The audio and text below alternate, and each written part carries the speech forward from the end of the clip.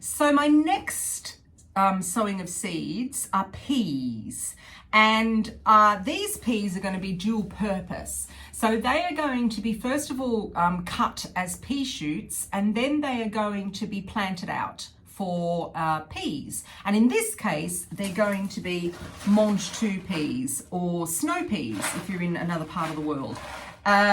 This variety is the Oregon sugar pod. And I choose this variety for pea shoots because the taste is absolutely gorgeous. They're really sweet.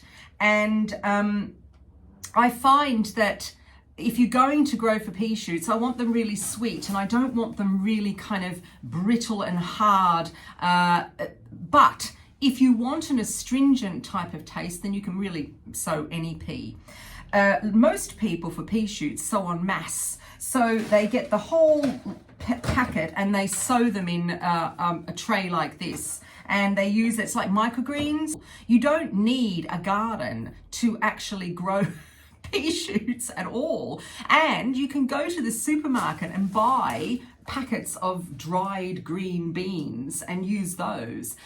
For me, I wanted just a little bit better taste. So that's why I choose this Oregon sugar pod. Also, growing en masse, I find is great if you want to use it for like microgreens and for salads. That's fabulous. But then I want to plant these out, and I do find that if I start putting them in together in a lot of peas per cell, per module or pot, whatever, the pea production or the mange two production is not that great. So that's why in a module like this, there's 12 cells in here, and I'm going to do 2 of these. I'm going to plant 3 peas per cell. Very, very simple. And then I'll have quite a lot of peas. I then plan to put them, once they're up and going and are looking really good, I'm then going to plant them under cover. I have a mini polytunnel over on the allotment, and I'm going to plant them under there just for starters until they get some kind of significance to them. And then the polytunnel comes off. And I move that polytunnel around. It's a bit heavy, but I do move it around on the allotment. So that's what I'm going to do. And that's my early lot of peas, or mange two. So shall we sow them? Let's do that. It's very easy. And then I'll talk about how we germinate these. Here we are. Here's my modules, or my module to start off with. Let's get these peas out. And all I do is I'm going to put 3 per cell, and I do them in like a triangle form. 2, 3. They're really good quality, these peas.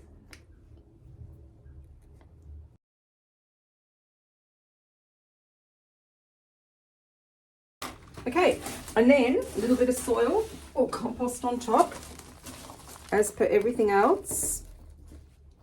As you could see, I didn't bury them too deeply.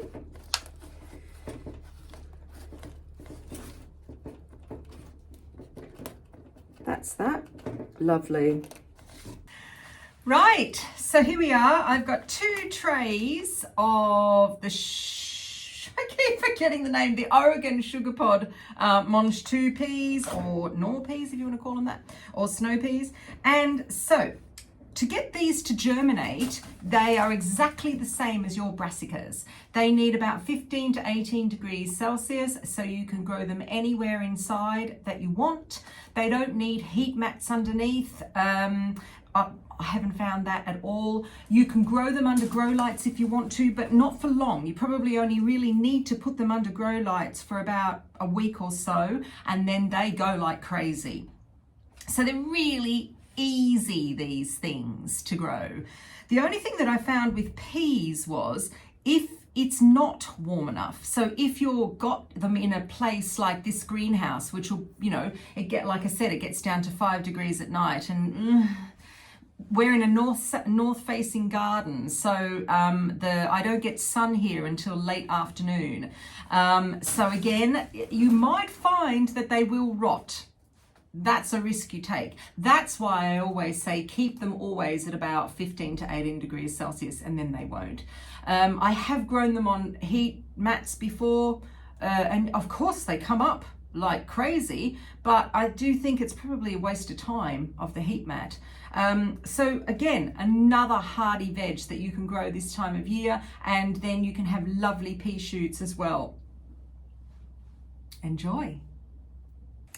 So one last thing I'm going to sow today is some carrots.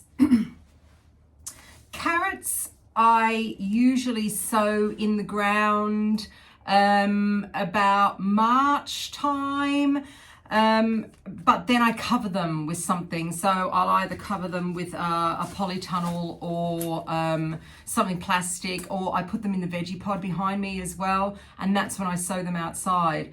But I do like to have like a steady run of carrots throughout the year. So if you want carrots earlier, you can actually sow them inside, kind of. Yeah, well, you will be sowing them inside. And I have just got in front of me here, I've just got a trough actually, which is really easy to acquire. And this trough is about 8-9 inches deep. And that's all I need for these carrots, because these aren't really long carrots that you get like for main season. The variety that I like to grow this time of year is a carrot called Napoli, and it's an F1, so you get really good germination rates with this. They say that you can actually grow this at the end of February outside if you want to, but you do have to put some kind of cover over the top. I mean, even fleece is quite good to do. But if you, like I said, you can start off an early crop now in January. And what I do is I just plant seeds in this trough, and then to get them to germinate, all I do is I just take them inside for about 10 days. And if you can put them somewhere where it's sunny, it's even better, but it doesn't really matter. I put them just in my utility room, because carrots really only need about 10 degrees to germinate. And once they've started to germinate, I then bring them out. Will bring them out and I'll put them in this greenhouse and leave them here. And then once we get some more growth going, I would say kind of end of March, I then will put them outside, and then they're ready nice and early. And then by the time I've put my seeds in for my March crop, then these ones will be ready. The other variety that you can do, which is really easy to get, is the Nantes variety. And they're again F1s and F2s, and they're really good. They a great carrot for this time of the year. You usually find that the early carrots have got a round bottom on them as well, and they're so sweet. Actually, in my smaller veggie pod, I had carrots that I sowed in spring, quite late spring, and I harvested them about 10 days ago from my little veggie pod. And the way that I sow these, so I don't kind of sow, I used to sow, like rows of them, and then I just felt that I was thinning out way too much, and I thought, well, I'm really wasting seeds here. So what I do is I sow 2 seeds per spot, I suppose, 2, maybe even 3 seeds per spot, and I sow about 2 to 3 inches apart. And I don't really have a problem with germination. It seems to work. Carrot seeds are really small, so I've got gardener's fingers, and I try to. So what I'm going to do is, actually, while I'm here, I'm going to stick my finger in and just make a little hole so that I can see exactly where I'm going. So I'm going to be very frugal, and I'm going to go every kind of 2 inches so that I can get quite a few yummy carrots. And so if I make these holes like this is just a general multi-purpose and compost, and then I just put in 2 or 3 seeds per hole, and that's it. And then as they grow, I can leave them in there if I want smaller carrots, or I could actually even thin out to 1 carrot per hole, because I'm going to get quite a few carrots in here, I'm thinking. So I'm going to continue doing this until I'm finished, and then it comes inside with me, And I'm just, like I said, I'm just going to put it in the utility room and wait for it to germinate. Easy peasy. So that's my sowings for today, all done, and I'm going to crack on. The next lot of sowings will be in about 2 weeks' time. There is, if you haven't actually got any spring cabbage going, or if your spring cabbage was flattened by the frost and the cold, then you could also put in some spring cabbage as well.